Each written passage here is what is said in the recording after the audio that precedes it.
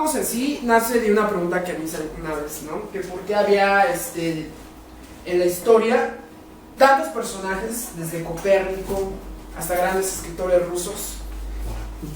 ¿Por qué a veces, o en sus biografías, eran como que casi tipo todólogos? Eran filósofos, políticos, médicos, o sea, de todo. Nada más no le ponían internacionalista porque todavía no existía la carrera como tal de relaciones internacionales, ¿no? Esa es la pregunta. Yo creo que en la antigua escuela, y una vez, yo creo la siguiente semana que Luis nos va a dar el privilegio de poder compartir sus conocimientos sobre la historia de la educación en México y cómo se ha fracturado, yo creo, el sistema, todo eso. Pero desde que puedes investigar el sistema educativo, que ha sido un sistema prusiano, que realmente hacía a la gente partícipe de un cuerpo militar y no como tal la educación que conocemos hoy, que creen que es aprenderte el libro, aprenderte fechas, sino que la educación va más allá que de explotar tu aprendizaje, sino que el entendimiento se queda dormido y la capacidad de análisis pues está muerta. Entonces vemos en la primaria que sí le puedes preguntar a un niño o una niña ¿cuándo se murió X persona? Te decir la fecha. Ese es un conocimiento. Pero no hay una sabiduría aplicada donde te pueda desarrollar el porqué o la justificación de ese conocimiento. Ese es el problema. Entonces, hay veces que queremos estar interesados en todas las cosas, en todos los asuntos, y creo yo firmemente que debemos estar involucrados en todas las disciplinas o ciencias posibles. El chavo que iba a venir también, Andrés Serrano, que es ingeniero químico, que nos va a hablar de la termodinámica y Dios, la relación que existe, ¿no? Pero como no vino, pues también se le cierra un crédito. Entonces la fecha se va a quedar para el genetista que voy a invitar. Entonces va a hablar sobre la genética y su relación también con la divinidad.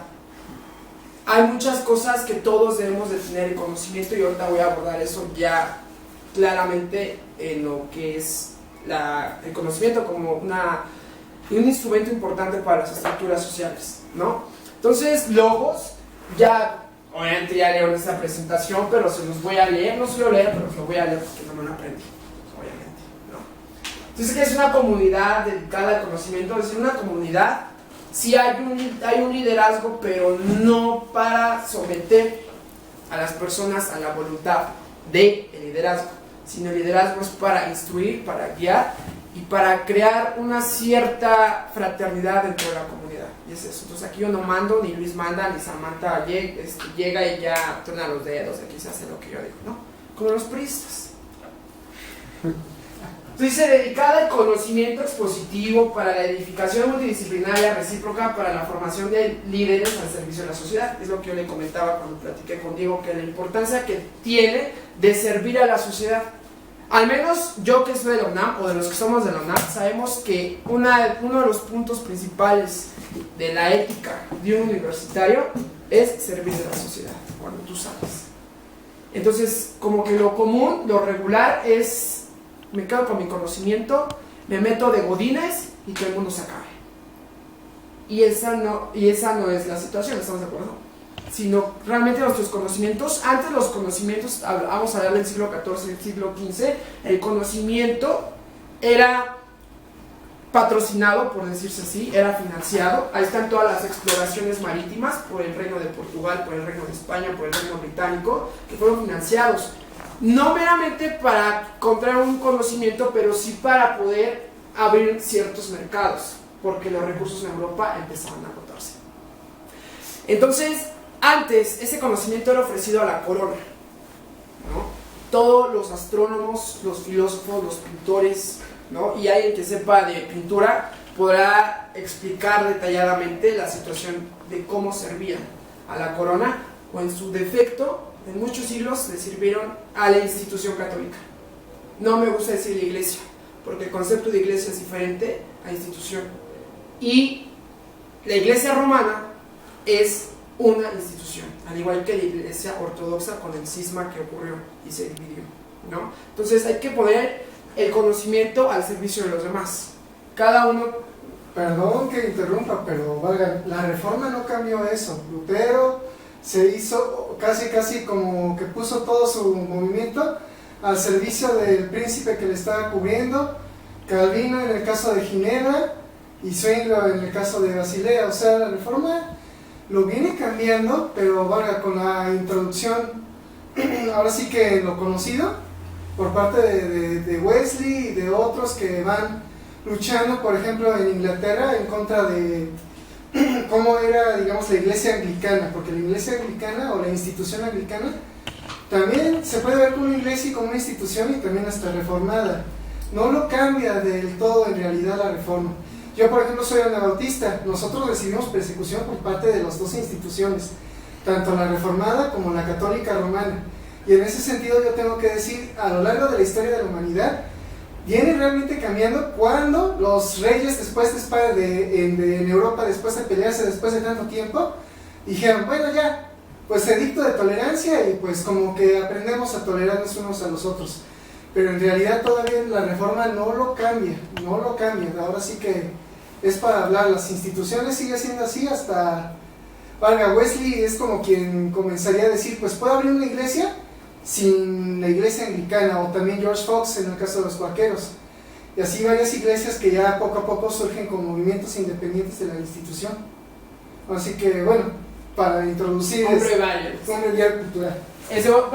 Supongo que eres Bernardo. Sí. ¿Te puedes presentar? Sí, yo me llamo Bernardo, estudio ahorita maestría en Ciencias Físico-Matemáticas en el Politécnico. Y pues me interesó este proyecto, valga, hasta tenía una pregunta. Por ejemplo, cuando nosotros tenemos congreso de ciencia, sí hay un expositor, pero hay tiempo de preguntas, va a haber un tiempo de preguntas, respuestas, críticas y... Claro, sí, al final, das cuenta como ya la premura del tiempo, vamos a ver cómo la hacemos, ¿no? Entonces, la visión de la misión, como ya les decía, que sea una comunidad, la visión que genere conocimientos mediante su exposición libre, gratuita y vivencial, capaz de formar personas con un pensamiento y carácter multidisciplinario. Es decir, yo no me vengo a imponer aquí mis ideas, para nada. Aquí cada quien piensa de manera individual y tiene la capacidad de poder enseñar lo que sabe. Y eso sin envanecerse. Es muy importante, porque como en las inteligencias múltiples, Einstein no era más inteligente que Michael Jordan. Cada uno tenía una inteligencia diferente, pero era aplicada, ¿verdad? En ciertos sentidos, hay inteligencia emocional, inteligencia científica, no soy experto, no puedo ahondar en eso, ¿no? Entonces, ese es el sentido. Yo no soy más inteligente que Octavio, y Octavio es más inteligente que yo. Cada uno tengo la capacidad de comprender ciertas estructuras del conocimiento, ¿no? Al igual que Bernardo, que es físico-matemático. A mí no me pongan una ecuación de tercer grado porque me vomito y ahí me convulsiono. Entonces, no. Entonces, la misión, crear la comunidad. ¿Cómo lo vamos a lograr? De profesionales que atiendan al llamado de sus talentos y conocimiento para formar y ser formados líderes, mediante el conocimiento expositivo y la edificación intelectual multidisciplinaria recíproca. Los valores, bueno, quiero leerlos: respeto, servicio, unidad, amistad, libertad, incluso. Eso me sonó como a las estas de la Revolución Francesa, ¿no? Igualdad, libertad y fraternidad, ¿no? Como los masones. Todo eso. Inclusión, individualidad, humildad, honestidad, fraternidad, honorabilidad, responsabilidad. Es la primera de todas. Porque si no somos responsables en primera instancia con nosotros mismos, no podemos tener la capacidad de ser responsables hacia afuera, ¿no? Bondad, generosidad, profesionalismo, amor. Aunque me digan, ¿por qué amor? El amor es fundamental para poder hacer las cosas. ¿Por qué lo haces de mala gana y por qué lo voy a hacer? ¿Y este qué? ¿Y el otro qué? Es fundamental. Es una estructura, inclusive a lo mejor me dirían muchos, es una estructura mental abstracta, y lamentablemente no vino el chico que es filósofo. Porque ahorita me empieza a agarrar y decir, es que el amor es... Espérame, no estamos aquí discutiendo la concepción del amor. Cada quien lo tiene en su cabecita, ¿verdad? Y así le dejamos. Ya cuando sea la conferencia, ¿qué es el amor o qué es la verdad? Pues ahora sí nos desgreñamos todos, ¿no?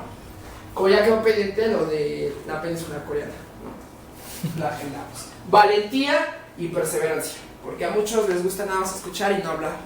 Y el ser valiente y el ser esforzado también implica todas estas estructuras, ¿no? Entonces vamos a la siguiente. Los principios. Puse el primero de responsabilidad personal. Empezando por mí. Siempre hay que empezar por lo mismo. Yo llegué tarde. Casi media hora llegué tarde. Y desde ahí yo estoy fallando. Y si yo, que soy la imagen de un proyecto, estoy fallando, la imagen que voy a proyectar, vaya la cacofonía, hacia el proyecto va a ser mala o negativa. Entonces, si no soy responsable de mis propios actos, del tiempo que yo estoy invirtiendo, de la capacidad que yo tengo, entonces de nada sirve que tú emprendas algo o hagas algo, ¿no? Es como Luis, que es profesor de primaria. Si no es responsable de sí mismo y si no se levanta temprano, ¿qué valor, ¿cómo se dice esta frase? ¿Con qué calidad moral o ética, vamos a ponerle ética y no moral, va a exigir a sus alumnos que lleguen temprano si llega a las 10 y no firma en dirección y aparte se quiere ir temprano? Pues no, está como raro el asunto, ¿no? De individualidad, es decir, que cada uno respetemos la individualidad y que cada uno reconozca su propia individualidad. Si no reconocemos nuestra propia individualidad, va a venir cualquier persona y te va a ir a meter una sarta de ideas que a lo mejor son medio mafufas. Pero ahorita voy a ir a eso, al conocimiento intuitivo y al conocimiento científico. Que no por ser intuitivo está descalificado o está descartado de la posibilidad infinita del conocimiento. Lo que muchos ateos, lo que muchos materialistas, lo que muchas personas dicen, eso no puede ser un conocimiento porque no está comprobado y no está justificado conforme un método científico. Aún así no deja de ser conocimiento, aunque sea un conocimiento intuitivo. Yo te voy a decir por qué. Ya al final me apedrean, ahorita todavía no. No me hagan sentir todavía como vaya Magdalena. Principio de verdad, que haya veracidad en lo que decimos y no en el conflicto etimológico, no en el conflicto epistemológico de decir qué es la verdad, sino ahí me refiero a la certeza de lo que tú estás diciendo, que realmente tenga la certeza de lo que estás diciendo, porque si ni sabes lo que estás diciendo y son puras marihuanadas, pues mejor tomas asiento, ¿no? Entonces por eso se les invitó para que yo lea, por ejemplo, con Octavio, ¿no? Le dije, oye, ¿te gustaría hablar? ¿De qué temas te gustaría hablar? América Latina, sí, pum, pues ahora América Latina, porque nos debe de apasionar lo que hacemos. Yo no le voy a decir a Bernardo, ¿sabes qué? Pasen a hablar aquí enfrente de la geopolítica en el sudeste asiático y las relaciones bilaterales entre Pakistán e India. Va a decir, ¿qué es eso? ¿Y para qué me sirve eso? ¿No? Una relación. Ya, ¿cómo dijiste? ¿Cómo dijiste, Bernardo? Digo, puede investigar. Ahí está. Puedo investigar, pero a la gente le da pereza investigar. ¿Y a mí para qué me sirve eso? Y ese es el sentido de esto, que tengamos un amplio panorama de las cosas, no nada más cerrarnos a lo que yo creo y a lo que yo pienso, ¿no? Descalificando, porque a veces que ni es argumentando o apelando, sino a veces es descalificando, y eso es inválido. De reciprocidad, que así como yo primero, yo Rodrigo, doy antes que recibir, que siempre es mejor dar que recibir. Entonces el asunto aquí es que Diego se ofreció y dijo, ¿sabes qué? Ahí está el lugar, ahí está esto, ahí está el otro, y ahí está nuestro anfitrión. Porque fue mejor dar que esperar estar recibiendo. Gracias, hasta cuando queremos recibir algo, hasta nos pasamos 10 horas más esperando a ver, o 10 años, y nunca recibimos nada. Pero por eso siempre es mejor dar, para que cuando tú pidas algo, no tengas nada de que avergonzarte, porque tú siempre diste y no esperaste a recibir, ¿no? Y así es la sociedad. La sociedad está acostumbrada a un estado paternalista, donde espera todo, donde quiere todo, donde el Estado sanciona y dice que sí y que no. Y la población, la sociedad está adormecida, está pasiva. Dicen que hay revoluciones. A mí cada que me dicen eso, pues dime cuál revolución, hijo mío, porque yo no he visto ninguna revolución. Vamos a revoluciones, vámonos a otros estados, vamos a otras épocas de la historia y vamos a ver qué revolución. Y aún así hay una controversia entre los historiadores y los politólogos respecto a que si en 1910 sí hubo una revolución o no hubo una revolución. Pero ya son problemas más conceptuales que experimentales, ¿no? Bueno, ya me estoy desviando. Principio de justicia, que todo esté justificado, que todo sea honesto, que todo sea cierto, que no haya en el sentido crítica por la mala onda. Como que me cayó por falta, me voy a tumbar, nada de eso. Porque todos vamos a tener el derecho de exhortar a esa persona o de reprenderla para que calme los ánimos, ¿no? Todos merecemos respeto y de asistencia. estemos, no de asistencia de la puntualidad, o sea, sí también. Eso no es, pues, ya lo leyeron, ¿no? Me quiero suponer. Sí. ¿También? Eso también lo leyeron, ¿no? Y no es porque nos sentamos en la escuelita y ya tienes 10 faltas, no, pero sí la responsabilidad. Ok, ahí ese es el fundamento. Que me puse a pensar, ¿cuál va a ser el fundamento del proyecto? Una cosa es la visión, otra cosa es la misión. Pero así como una estructura se maneja por principios, los principios determinan un diseño, el diseño una estructura, la estructura un sistema. Entonces, si no está bien desde el principio, pues toda la estructura y todo el sistema va a estar mal. Empezando, en este caso, en el gobierno podemos ver, ¿no? Entonces, que todo conocimiento es y debe ser libre, debe exponerse, es decir, estoy en contra del cobro del conocimiento, como en las escuelas particulares, que ya es un aspecto lucrativo, no es un aspecto educativo, es más lucrativo, es una empresa. Y las antiguas escuelas eran libres. Había ciertos requisitos, entre comillas, ciertas instrucciones. Por ejemplo, en las escuelas aristotélicas o platónicas había ciertos requisitos para formar parte de las escuelas, ¿no? Desde el ayuno que llevaban y no sé qué tanta cosa. No soy filósofo, no sé mucho de eso, pero a grandes rasgos les puedo comentar el asunto. Entonces debe exponerse, aprenderse, analizarse y vivirse, que creo que es lo más importante. Va a decir cómo voy a vivir la física o cómo voy a vivir las matemáticas. Algún día Bernardo nos compartirá de qué manera se puede vivir, ¿no? Porque a lo mejor, no de que tú vivas, ¿no? ¿Cómo voy a ser físico? No, en el sentido de cómo vamos a experimentar o aplicar la física. Desde mejor que ver esto. Entonces dice que todo aquel que ha recibido conocimiento ha recibido el privilegio de servir. Aquí todos debemos de servirnos unos a otros. Nada de que yo aquí mando y yo, vale. Siempre hay que ser solícitos y prestos a servir a los demás, ¿no? Creo que esa es la última diapositiva. Y el contacto, pues está el correo, esta es la página, que algún día ya cuando pueda financiar más el asunto, ya comprar el dominio, tal, ¿no? Para que sean más cookies. Bueno, es que la estética y la belleza es muy importante, y más en el siglo XXI, que vivimos en una era del Homo Videns. Hay un libro por ahí, ¿no? ¿Quién lo escribió? Giovanni Sartori. Y ahí nos dice de toda la situación que estamos viviendo respecto a la sociedad, tanto de la información como la sociedad del conocimiento, y que ya todo entra por nuestros ojitos, que siempre ha entrado por los ojos. No se les va.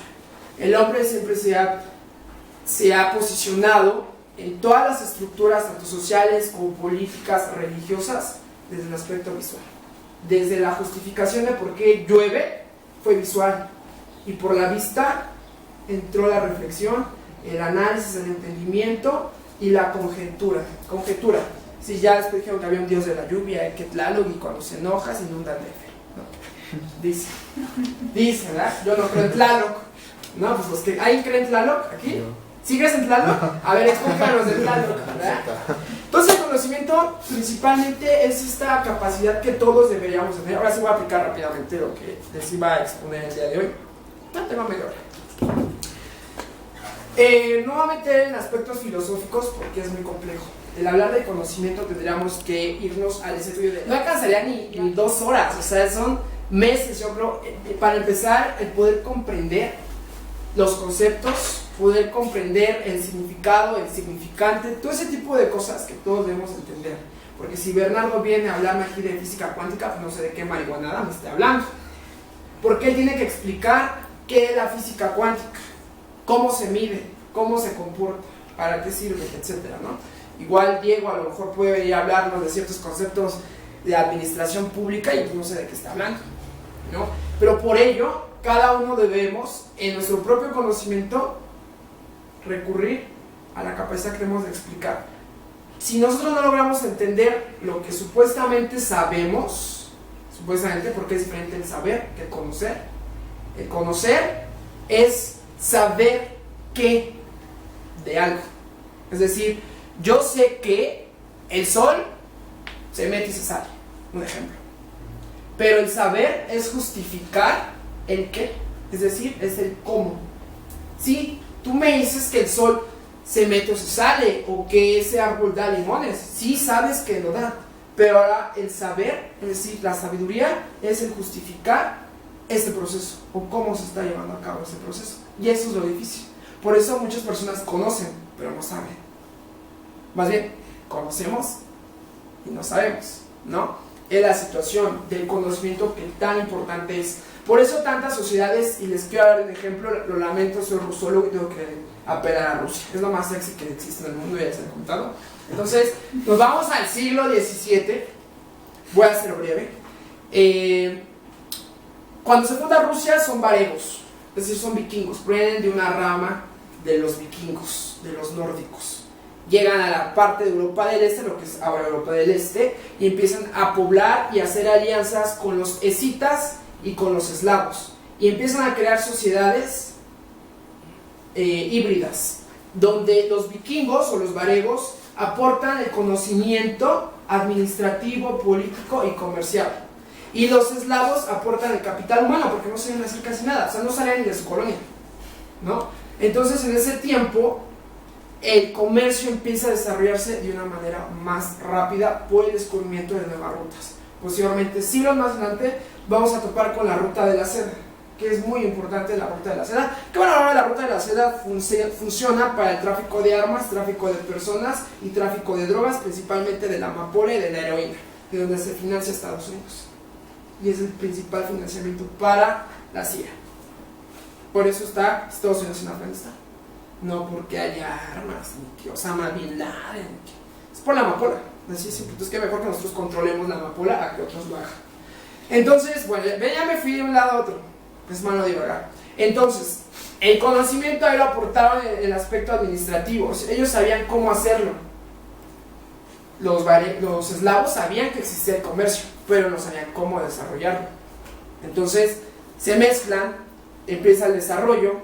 Ya empezamos a hablar de la Rus de Kiev, de la Rus de Novgorod, ya hasta el siglo XI, siglo XII, empieza a desarrollarse, y la primera dinastía son vikingos, son varegos, de la dinastía de Rurik, donde proviene mi nombre, por cierto. Ya está como predestinado al asunto, ¿no? Porque me gusta Rusia, viene de ahí, ¿no?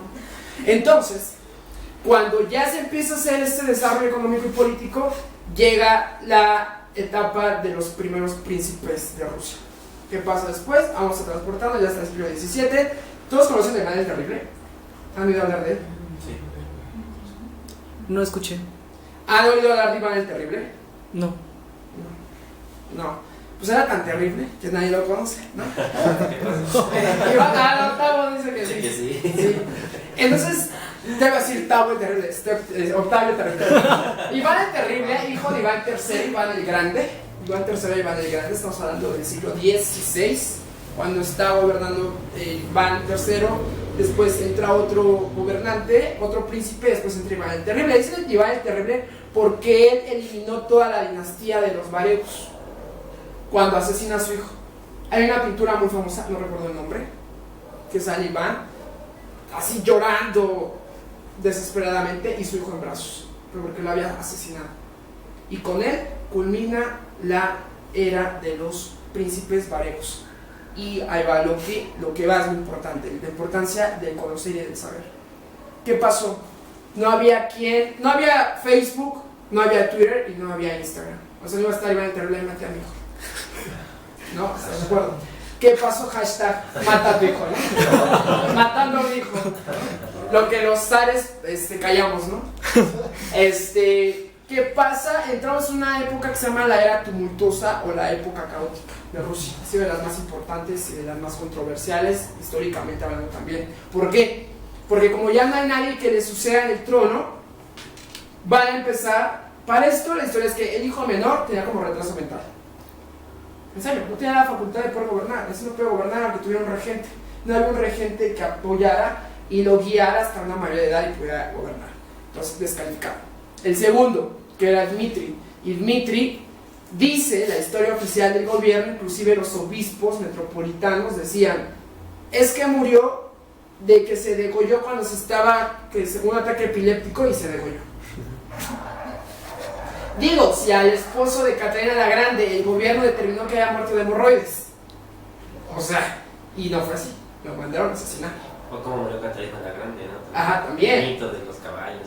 Exactamente, que dicen que la muchacha era muy falocéntrica ¿verdad? Le gustaba divertirse por las noches con la aristocracia, con la burguesía, que son cosas distintas, ¿no? Entonces, ese es uno de los mitos, que murió empotrada, por no decir otra cosa, ¿verdad? Entonces son mitos que a fin de cuentas necesita la historia a veces crearse para elevar a figuras míticas a los personajes históricos. Entonces, si va el terrible, muere, shalá, no hay quien le gobierne, mata a su último hijo, entonces empiezan a salir los falsos Dimitris, desde Polonia hasta los tártaros. De ahí ven la carne tártara. ¿Sí sabían por qué? ¿Sí saben que es la carne tártara? ¿Nunca han comido carne tártara? No han vivido. No manches. Las gorritas no me dicen nada. Es carne molida, cruda, cocida con limón. O sea, tú vas al mercado, deme 1 kilo de carne molida de animal, no de humano. Que está de moda los asesinos ahorita. Entonces ya pides carne molida, la pones en una bandeja, agarras y le vas a sumergir la carne en limón. Y solita se va a cocer. Se cose con el limón. Se cose con limón. Y está sobrísimo, se come con galletas saladas. Pueden poner cilantro, cebolla y jitomate picante. Ok. Pruébelo. Bueno, algún día pues traemos aquí carne tártara. Pero se llama carne tártara porque los mongoles, así los rusos conocían a los mongoles como tártaros. Entonces, ¿qué pasaba?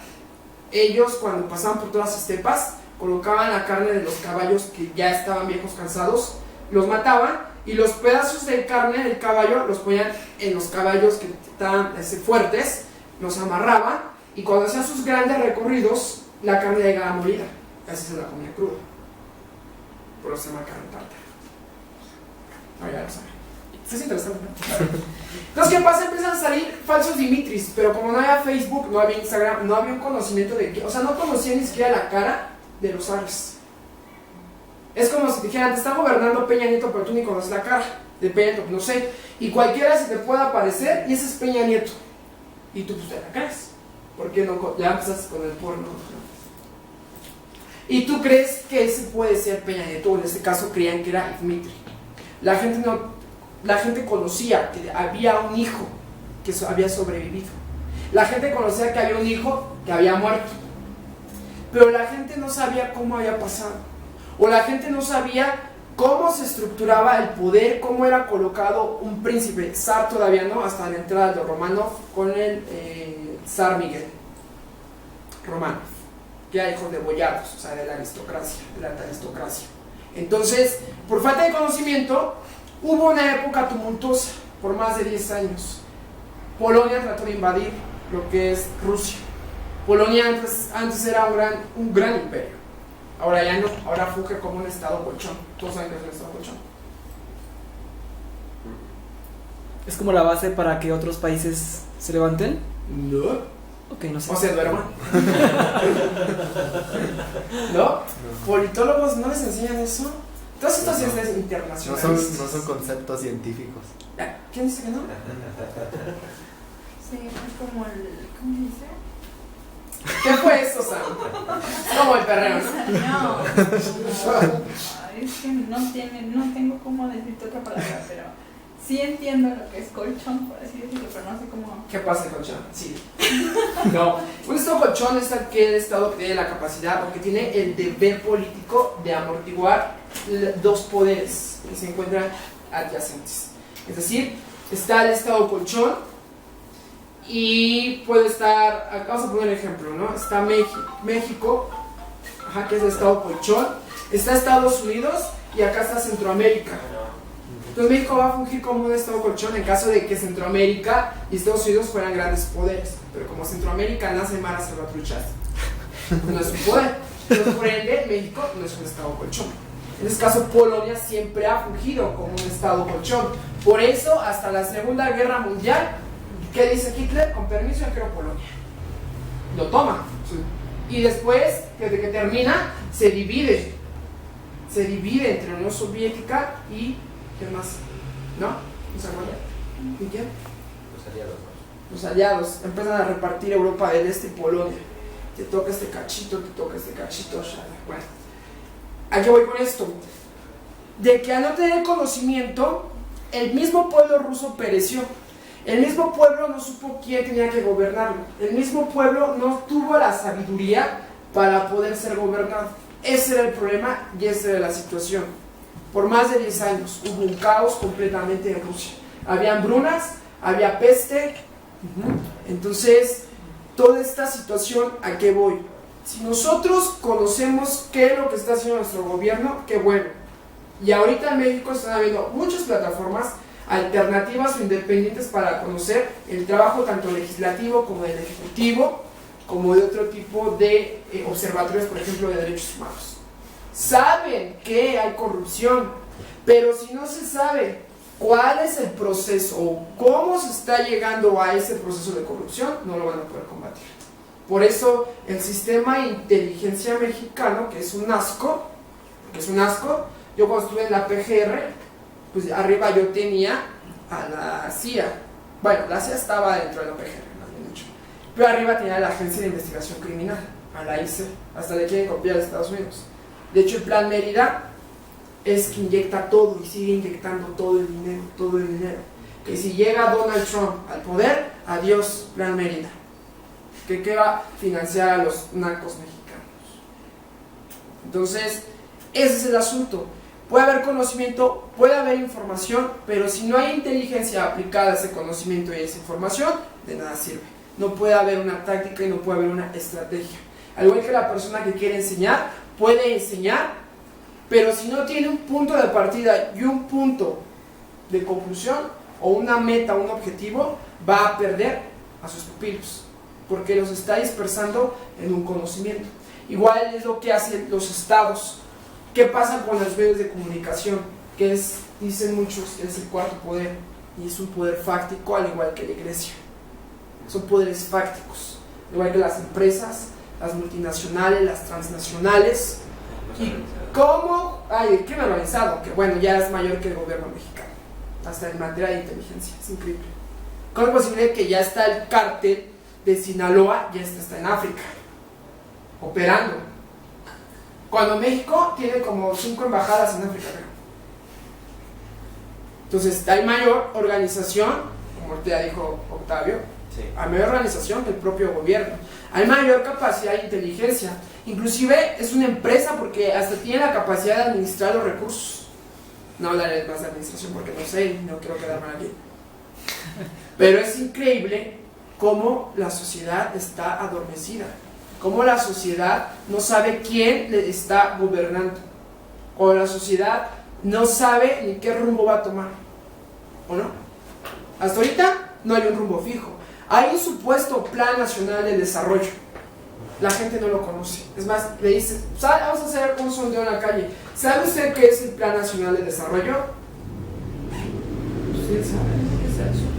Ah, no, pues es un documento donde el proyecto de nación, bla, bla, bla, que dicen que están involucrados todos los sectores de la sociedad, pero de la sociedad de arriba, de una cúpula, una élite de poder.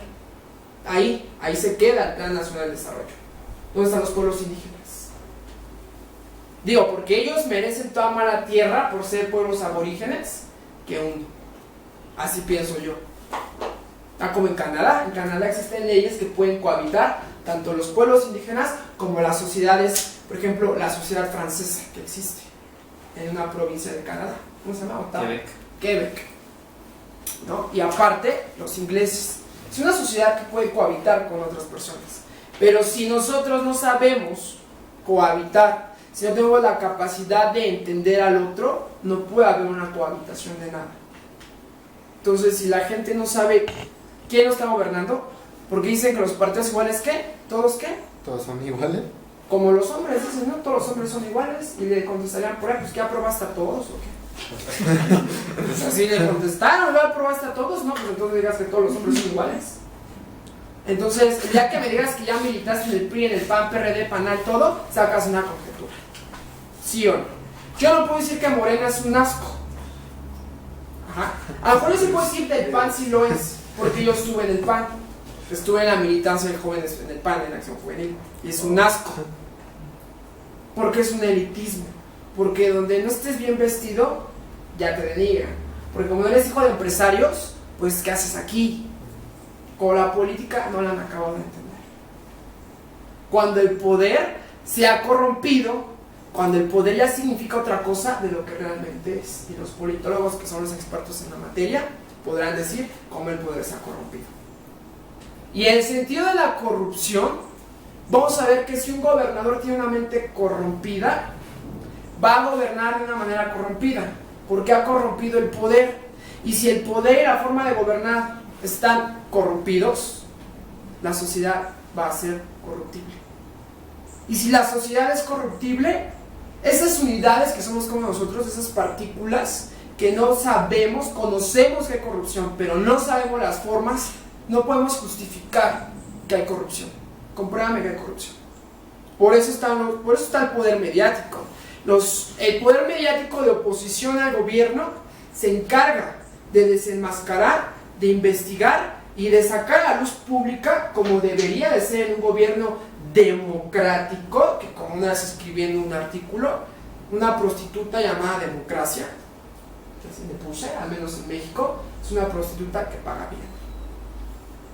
Ya está la partidocracia en la que vivimos, vemos en una casi oligarquía, desde las empresas hasta otros sectores de los poderes fácticos. Entonces, vemos aquí que supuestamente la ley se hace para regular la maldad y que haya una mejor cohabitación o coexistencia en la sociedad. La gente tiene conocimiento de la ley. Tú sabes que no puedes manejar en estado de ebriedad, ¿no? ¿O no? Deja tú de que te des a matar. Deja eso por sobrevivencia, por conciencia. Y con ese, no conciencia de conocimiento. Bueno, también. Pero aún nosotros, estando en nuestros 5, 7, 10, 15 sentidos, conocemos la ley, pero no sabemos cómo procede la ley. No sabemos el proceso. Conocemos el derecho sustantivo, perdón, el adjetivo, pero no el sustantivo. Sabemos que hay una ley, pero no sabemos cómo procede. Por eso nos bailan. Por eso cuando llega el de tránsito y te pide tus papeles, dígame en qué artículo ¿cómo se dice? Del reglamento de tránsito dice que yo te tenga que dar mis documentos. No, pero es que, joven, no es que no hay un pero, es su obligación mostrarme. Si no te sabe ni la Constitución, que es lo que todo mexicano debería de saber, pues ya estás perdido. Porque todos queremos lo mejor, pero no hacemos nada. Queremos que nos den y no aportamos. Porque cuando yo hago servicio comunitario en los reclusorios, entonces cuando yo iba, un ejemplo pusieron, la diferencia entre usted que está recluso y yo es que usted lo cacharon, a mí no me cacharon. Y en el sentido desde lo más diminuto, desde venga para que se vayan en una china. Desde ahí estamos siendo unidades corruptas que están corrompiendo una estructura, y si la estructura está corrompida, el sistema va a estar también corrompido. Entonces la gente chaira, que tiene chaquetas mentales, ¿verdad?, que publican en el Face, no vayan al Zócalo, eso no va a cambiar nada, ese vaso no va a cambiar absolutamente nada. Aunque sean unos vendidos por una torta, así van. Del PRD son igual. Yo lo he visto en mi colonia. Pasan, ¿me puedes prestar tu IFE ¿y para qué? Para registrarte. No, yo soy apartidista, para empezar. Porque hasta parece hechicería ahí, todo oculto, y la política tiene que ser transparente y tiene que ser pública. Claro. No tiene que ser privada, ni para unos cuantos, que es lo que estamos viviendo, lamentablemente. Porque nuestro sistema, por falta de conocimiento de la sociedad, no ha hecho que el Estado de Derecho impere, sino que todas las fugas de poder en las instituciones han permitido que la sociedad se corrompa. Y ya todo el mundo hace lo que quiere, ya nadie respeta a nadie. Es más, lo más simple, que en las escaleras del metro te están diciendo que por la derecha te subas y que por la izquierda cedas, ni eso. Diría, amigo, se sienten británicos, caminan de lado izquierdo y se van por el lado derecho. A lo mejor son británicos, las que son morenitos, no lo sabe, Entonces, todo ese tipo de asuntos que creemos conocer, pero que no lo sabemos, es importante. Porque por eso estamos como estamos en general, porque la mayoría somos corresponsables. Cada quien, se escucha mal, pero yo he sido de esa mentalidad, 2 enfoques. Cada quien tiene el gobernador que se merece. Y tengo 2 enfoques. como que a favor y en contra. ¿Por qué a favor? Porque tú no estás realmente aplicando la ley, porque realmente no tienes conocimiento del por qué y para qué está ahí, porque es un valegorrismo. Pues ya voto y ya que no pasa nada. Pues sí pasa. Sí pasa. Porque si hubiera aunque hubiera tanta corrupción, ajá, ¿para qué van a hacer las elecciones y para qué van a gastar tanto dinero? Si lo pudieran hacer de una forma más fácil, si ya saben que van a ganar. Todavía hay una esperanza ahí.